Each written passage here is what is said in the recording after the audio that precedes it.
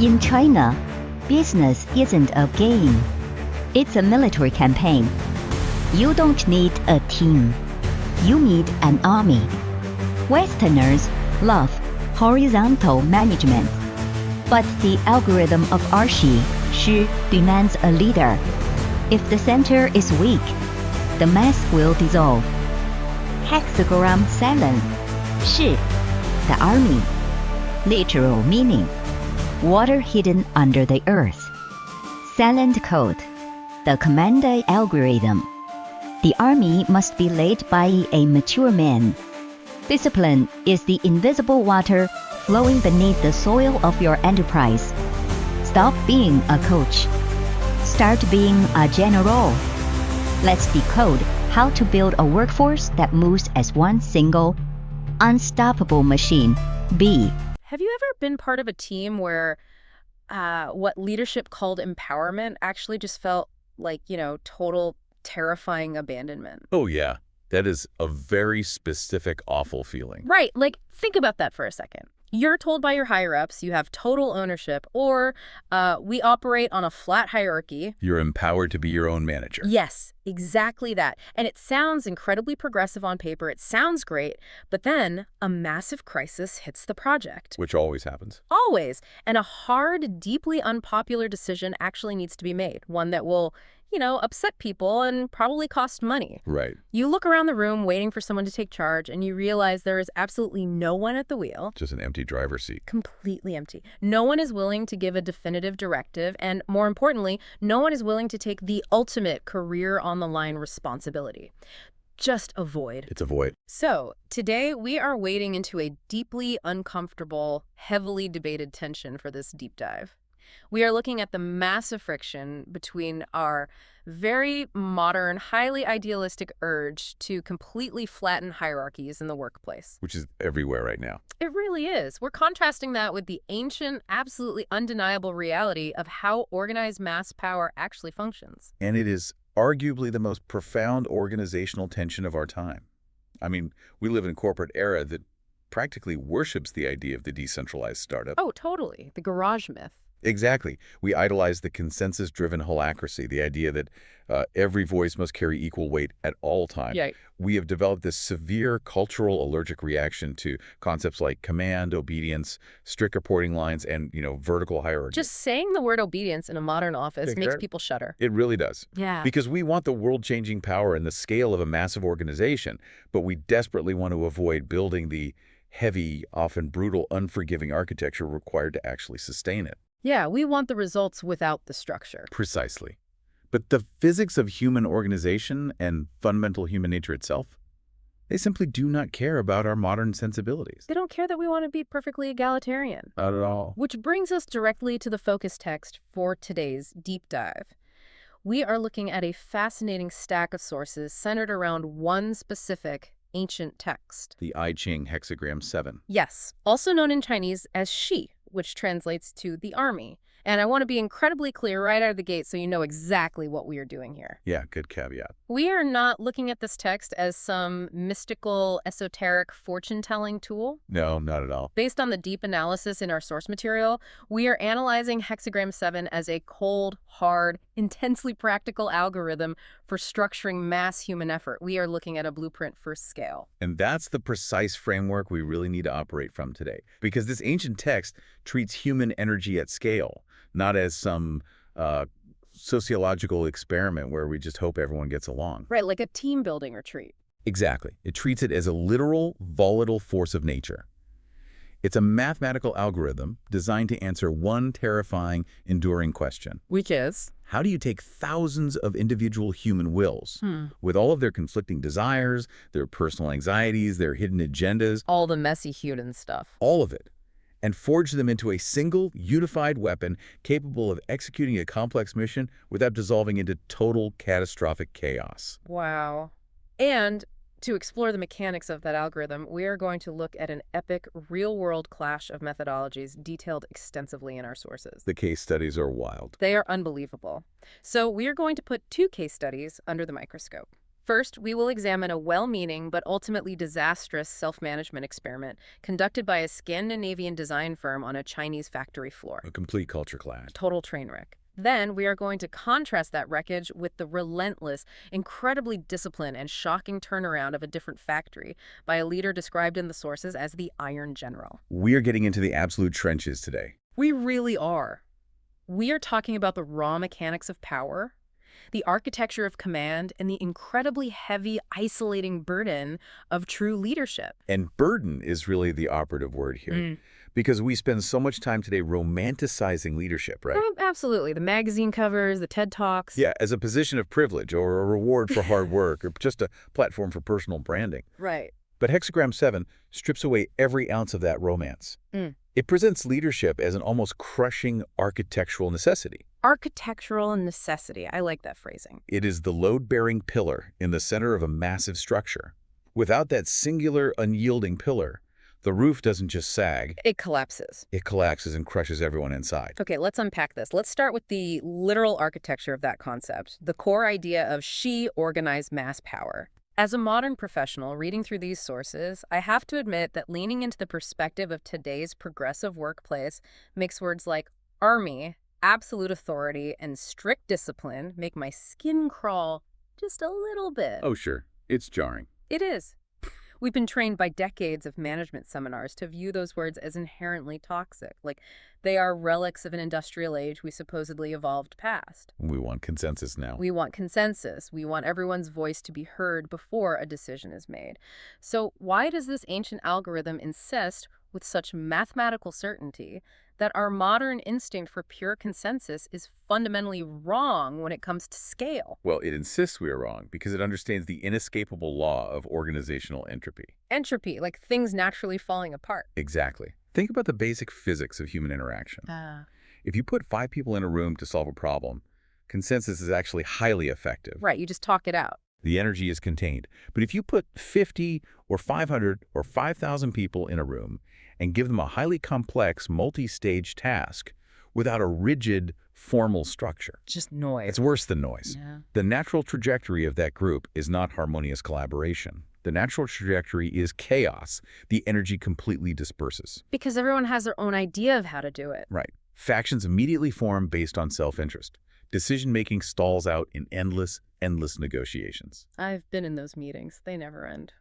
We all have. Yeah. So Hexagram 7, the She algorithm, states that to overcome this natural entropy, organized mass power, absolutely requires a singular, respected, and definitive leader. It needs a focal point. Yes, to aggregate all of those disparate, chaotic vectors of human energy and align them in one single direction. Okay, so the sources translate this singular leader archetype as the mature man, or in the original text, Chengzi. But I'll be honest, when I read mature man, my mind immediately goes to, the 50-year-old executive who's been at the company forever, just by surviving round after round of layoffs. The guy who just outlasted everyone else. Right. Or worse, it just sounds like an archaic patriarchy. What exactly does Chengzi mean in the mechanical context of this algorithm? Is this just about age and tenure? Not at all. It has virtually nothing to do with chronological age or years of experience on a resume. Okay, that's a relief. Yeah, Chengzi describes a very specific, and I'd say incredibly rare, psychological profile.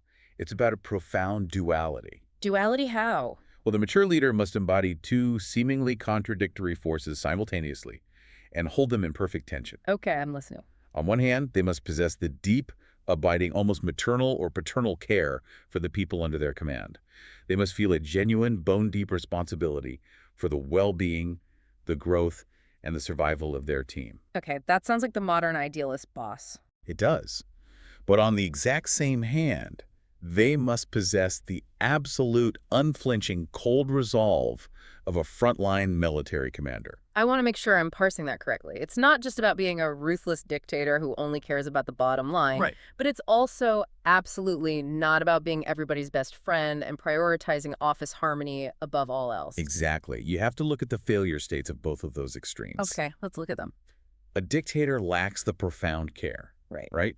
They treat human beings as entirely expendable resources. They will burn their people out to hit a quarterly target because they just view them as cogs in a machine. We've all seen that happen. It's miserable. It is. But a friend, on the other hand, lacks the resolve. A leader who just wants to be a friend prioritizes the immediate emotional harmony of the group over the actual mission. They want everyone to like them. Yes. So they won't make the hard call because they want to be liked. The mature leader, the Qingzi, holds the agonizing tension of both. Agonizing tension. It is agonizing because they care deeply enough about the people to enforce the absolute, unforgiving discipline required to keep those same people alive, employed, and successful in the long run. Wow. Okay. The sources use a really specific visual to explain this energy dynamic. They look at the literal structure of hexagram 7, which is composed of 2 trigrams. Right, the symbols. The symbol for Earth is placed over the symbol for water, subterranean water. How does that translate to the physics of management? So the Xi algorithm treats mass human energy like water. And think about water. It is the source of all life. It is vital. It is powerful. It is pure potential energy. Like the passion and creativity of a team. Exactly. The individual drive of your workforce, that is the water. But if water is not aggressively contained by banks, by rigid structures, by deep trenches, which represents the earth, it disperses. It just spreads out everywhere. And if it disperses slowly, it turns into a useless, stagnant swamp. If it disperses quickly, it creates a devastating flood that destroys everything in its path. Because if you just dump 1,000,000 gallons of water onto a field without digging the irrigation trenches first, you don't nourish the crops. No, you don't. You just drown the village. Precisely. The earth, the rigid structure above the water, represents the hierarchy, the standard operating procedures, the clear reporting lines, and the unmistakable authority. You need the heavy, immovable earth to channel the explosive power of the water. You absolutely do. Which brings us to the absolute train wreck of a case study detailed in our sources. Let's look at what happens when you bring the water, but you actively refuse to build the earth. Oh, this is such a good example. We have to talk about the disaster in Dongwon. Let me set the stage for you based on the text. Picture a Scandinavian design firm. Okay. This company is the absolute textbook embodiment of the modern Silicon Valley-style idealist approach. They fundamentally believe in holacracy, in self-management, in entirely flat organizational structures. No bosses. Right, no bosses. They view traditional hierarchy as an outdated form of oppression. And they decide to bring this highly enlightened philosophy to a massive assembly plant they operate in Dongwon, China. And, their intentions, on paper, were purely benevolent. They thought they were doing a good thing. They did. They looked at the traditional, rigid, top-down hierarchy of the Chinese manufacturing floor, and they saw tyranny. They saw workers being treated like robots. Yeah, they wanted to fix that. They genuinely believed that by removing the layers of middle management, by eliminating direct, non-negotiable orders, they were giving these factory workers a profound gift. They wanted to liberate them. Liberate them. They essentially told hundreds of line workers, you are now empowered, you manage yourselves. But the sources tell us exactly how that supposedly beautiful gift was actually received on the floor. It wasn't just a failure. It was an operational catastrophe. It really was. The workers weren't liberated. They were utterly, entirely paralyzed. Let's really dig into the mechanics of this. Why didn't it work?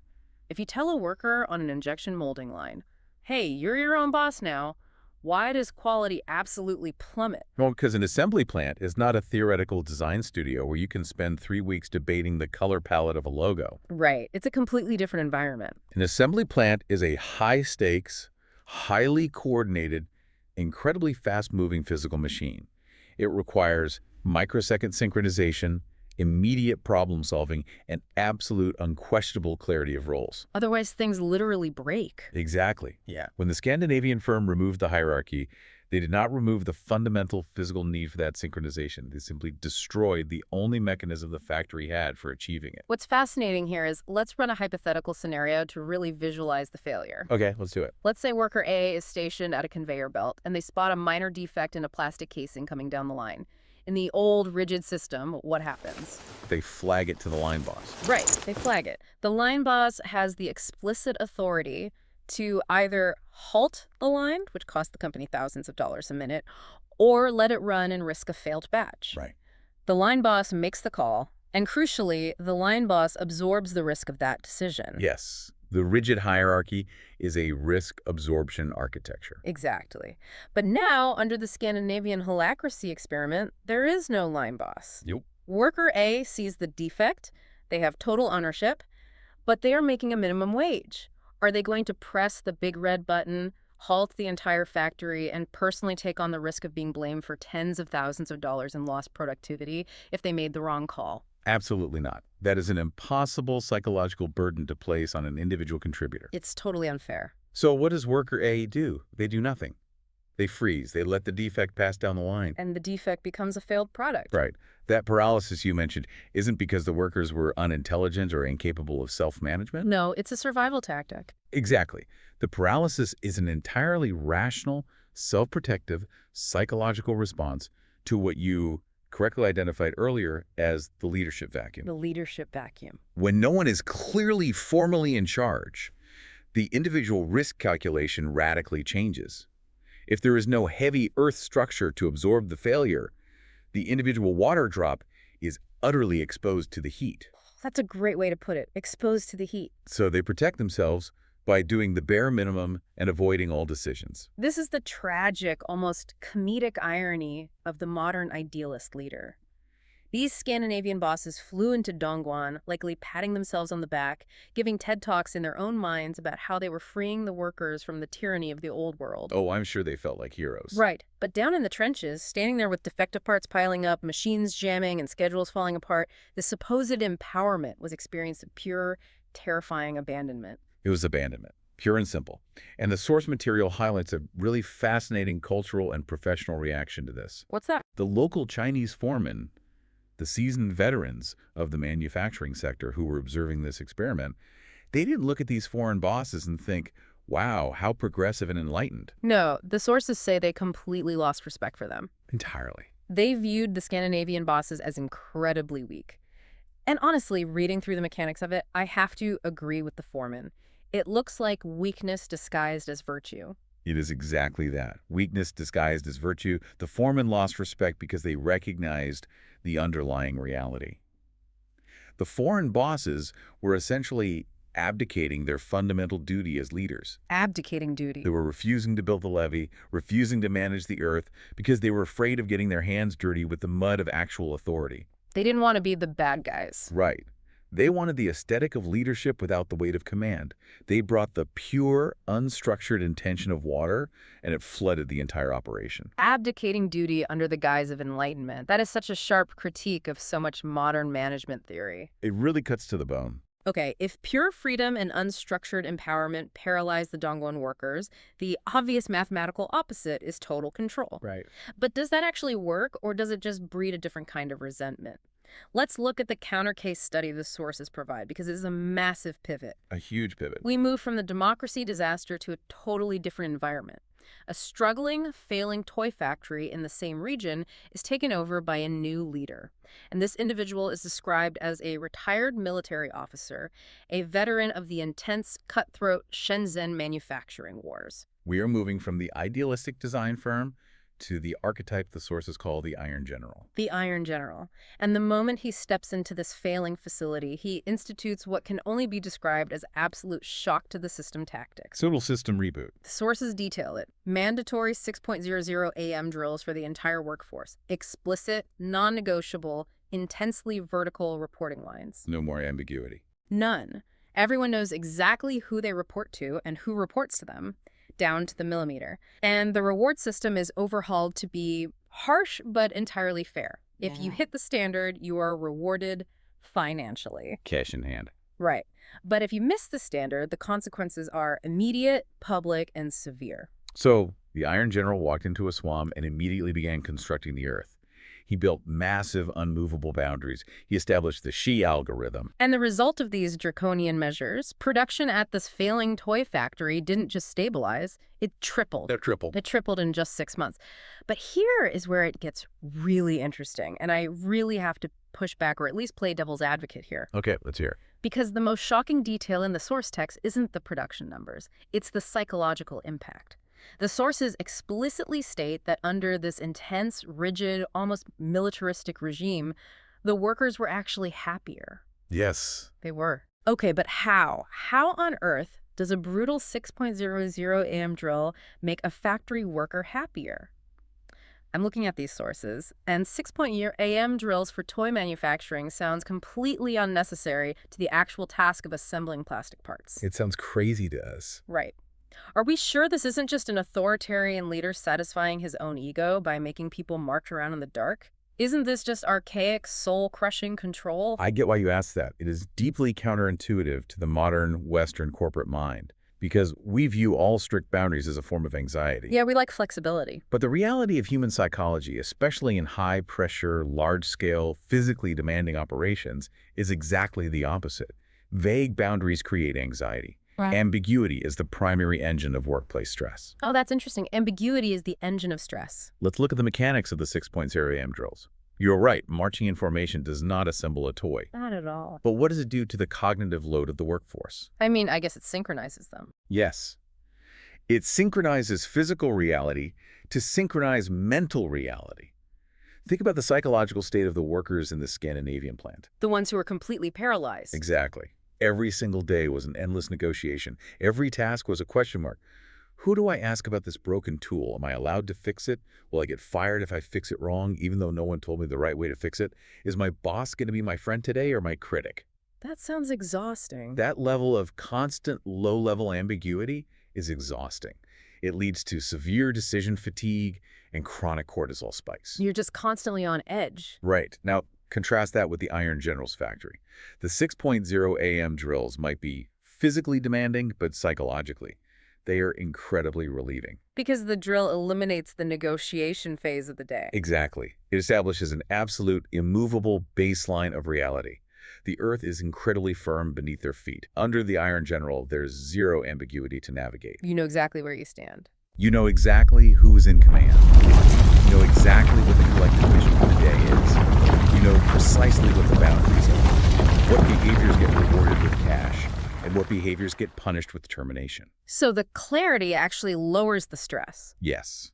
The psychological safety provided by that absolute crystalline clarity far, far outweighs the minor physical anxiety of a strict routine. It's the safety of knowing the rules of the game. Like, let's say you and I sit down to play an incredibly complex, high-stakes board game, So, but half the pages of the rulebook are missing, the rules change depending on how people feel, and we have to pause and negotiate every single turn. that sounds like a nightmare. We are going to be miserable. We'll probably end up screaming at each other. Yeah. But if the rulebook is incredibly strict, clear, and utterly uncompromising, we don't have to waste mental energy debating the rules. Why don't you just play? We can relax our guard and just focus entirely on playing the game to the best of our ability. The Iron General didn't bring oppression, he brought the missing rulebook. He took the dispersed, chaotic, highly anxious energy of a failing workforce and aligned all the vectors in a single direction. And let's address the idea of this being, cruel or soul-crushing. Yeah, because it still feels a little harsh. But what is the actual alternative? True cruelty would be what a friendly manager would do. Letting it fail. Exactly. Letting the factory continue to bleed money, avoiding the hard decisions to spare people's feelings in the short term, and ultimately letting the entire operation go bankrupt, leaving hundreds of vulnerable workers completely unemployed. The ultimate abandonment. Yes. The Iron General's strictness is about recognizing that unyielding structure is a fundamental prerequisite for success and therefore survival at scale. Which perfectly sets up the massive philosophical debate at the center of these sources. We are transitioning now to the first major discussion point raised in the text, the architecture of command. This is crucial. Specifically, the text argues that benevolence must always, without exception, be backed by authority. We touched on this with the mature man concept earlier, but we need to dive much deeper into the mechanics of this. Because I think this is where modern leadership theory truly fundamentally breaks down. We desperately want to be benevolent. We want to be empathetic. And empathy is a good thing. Empathy is vital, but empathy without power is just a passive sentiment.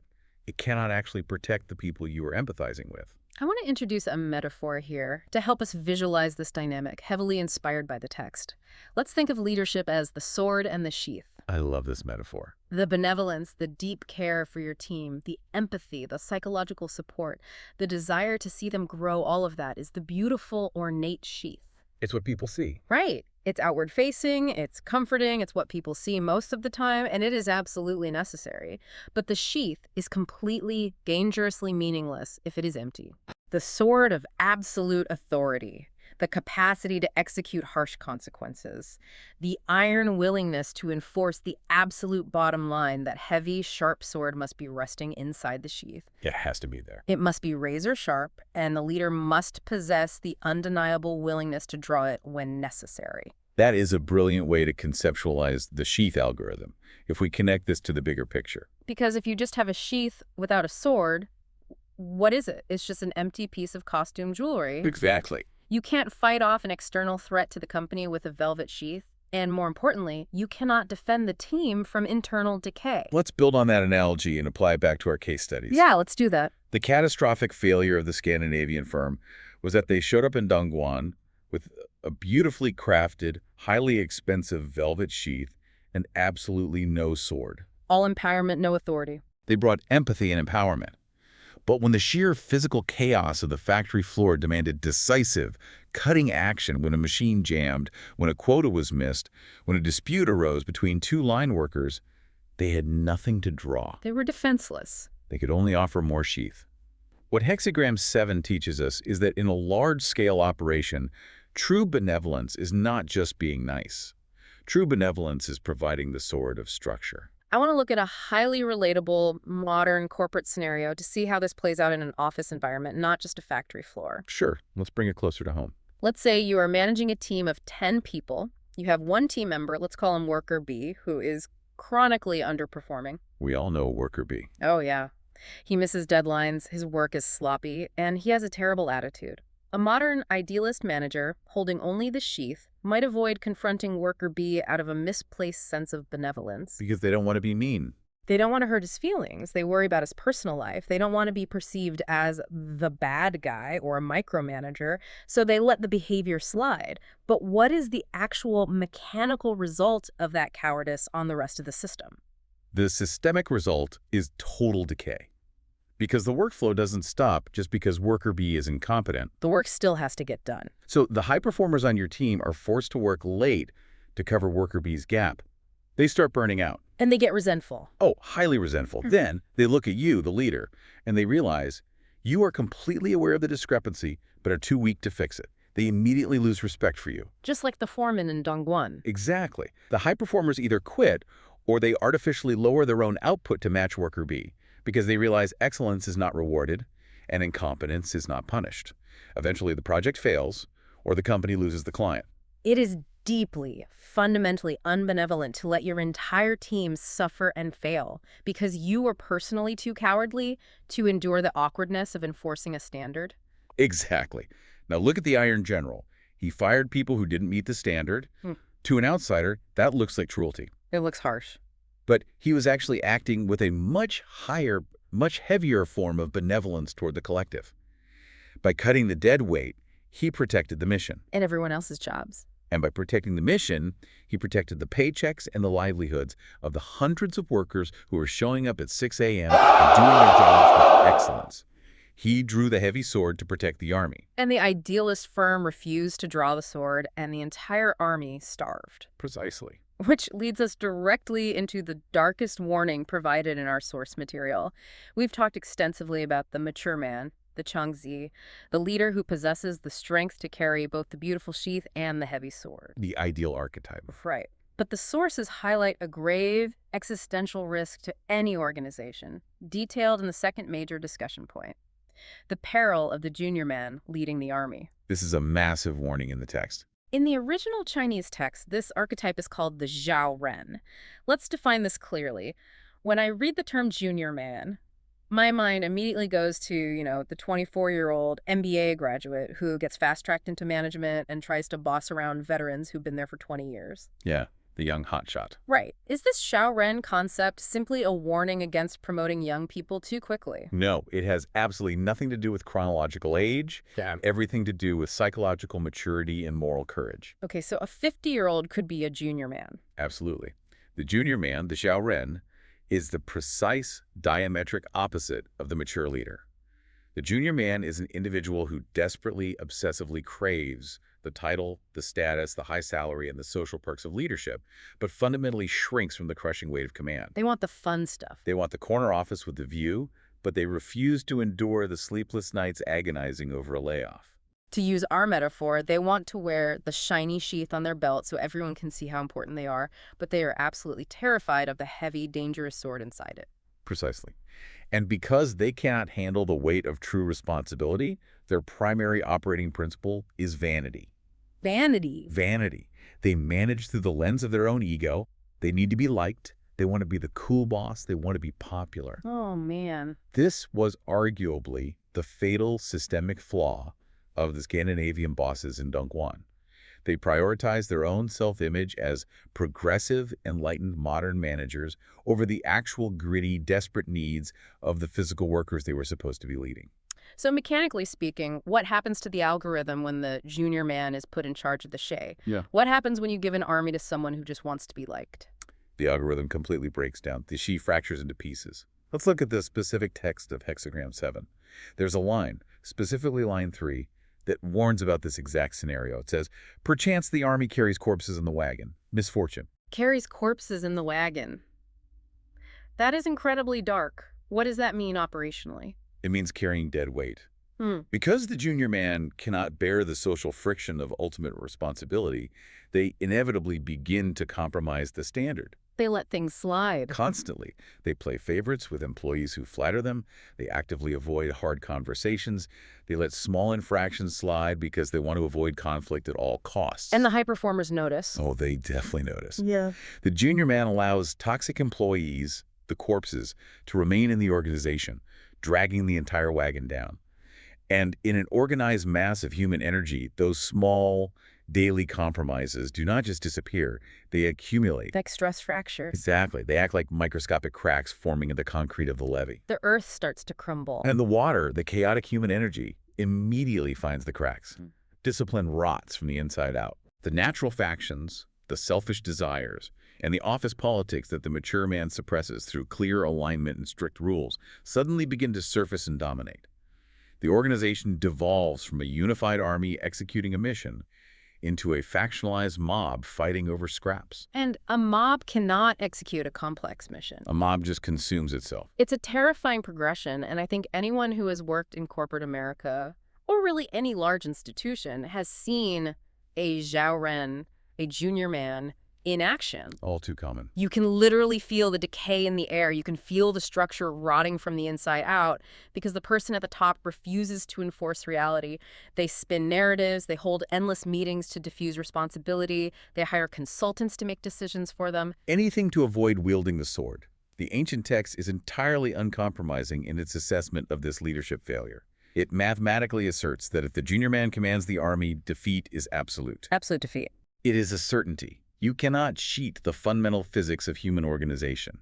If there is no load-bearing pillar, the roof falls. So, bringing all of this immense theory down to the ground, what does this all mean for you, the listener, today? Let's synthesize this entire journey with the final, most complex discussion point from our sources. The scaling question. Exactly. How do you scale a modern startup into a business army without losing the soul of the company? Because this is the ultimate friction point in modern business, right? I'm looking at these sources and I see the reality of the Iron General. But let's be honest, you start a tech company in a garage with 5 of your smartest friends. You don't need 6.0 a.m. drills. No, of course not. It's pure consensus. It's Right. pure water. It's highly creative. It's incredibly fast. Everyone knows everything about the product. And you don't need a heavy, rigid hierarchy because the shared passion and the proximity of the founders is the containing structure. Right. The proximity is the earth in that early stage. But then the absolute best case scenario happens. You succeed. You secure funding. You grow from 5 people to 50 people, then 500. Then 5,000. And everything changes. Everything. So how does a modern leader reconcile that visionary, freewheeling, magical spirit of the startup garage with the cold, hard, undeniable necessity of the Iron General's discipline as the company reaches massive scale? This is the ultimate crucible of leadership, and it is the exact synthesis of everything we've discussed regarding the Xi algorithm. It's the make or break moment. It really is. The most common and often fatal mistake founders make is believing that structure is the enemy of the soul. Yeah, they think rules kill creativity. They look at massive, sluggish corporate bureaucracy and they think, I will never let my company become that gray, soulless machine, so I will fiercely resist all hierarchy forever. They tried to operate a 500-person company across 3 time zones with the exact same, we're all just friends here, figure it out, dynamic of a 5-person startup. And mechanically, we know exactly where that leads. It leads straight back to the Dongguan factory floor. The leaders in a vacuum. It leads to 500 people paralyzed by ambiguity, waiting for a clear directive that never comes. Precisely. To scale successfully, to transition from a skirmish force to a true business army, you have to undergo a massive paradigm shift. You have to realize that you don't have to lose your soul, but you absolutely must build the levee. You have to build the earth. You need the vertical hierarchy. You need the clear, unambiguous reporting lines. You need standard operating procedures. You need the absolute discipline of the Iron General. Why? Because the levee is not a prison for the water. The levee is what protects the water from disposing into the dirt. That is a phenomenal distinction. The structure doesn't kill the magic. The structure protects the magic from the chaos of scale. If you refuse to build the architecture of command as you grow, the startup's soul, its innovation, its speed, its camaraderie will simply evaporate in the sheer, overwhelming friction of scaling. It just burns out. Imagine hundreds of unaligned people, all acting on their own version of the company's vision, constantly bumping into each other, duplicating work, and arguing over authority. The friction generates so much heat and resentment that the original beautiful culture will simply burn to the ground.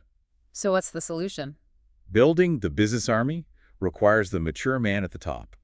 It requires a leader who loves the original pure soul of the company so deeply and cares for their employees so profoundly that they are willing to draw the heavy sword of authority. Protect them. Yes, they must be willing to implement the 6-point over OEM drills of corporate structure, the strict KPIs, the performance reviews, the rigid accountability to ensure that the soul survived the brutal realities of scale. You literally have to become the Iron General to protect the idealistic design firm inside you. That's beautifully put. That is a staggering realization. It means looking at standard operating procedures, rigid reporting structures, and strict accountability, not as soul-crushing corporate evils designed to oppress people, but as the vital earth that contains your incredibly valuable water. It's the container. It's the only physical way to channel that massive human energy toward a world-changing outcome, instead of just letting it lazily flood the neighborhood and destroy the foundation. And achieving that balance requires the leader to undergo a profound, often agonizing personal transformation. It can't be easy. You have to consciously evolve. You must let go of the founder who does everything themselves and is best friends with every employee.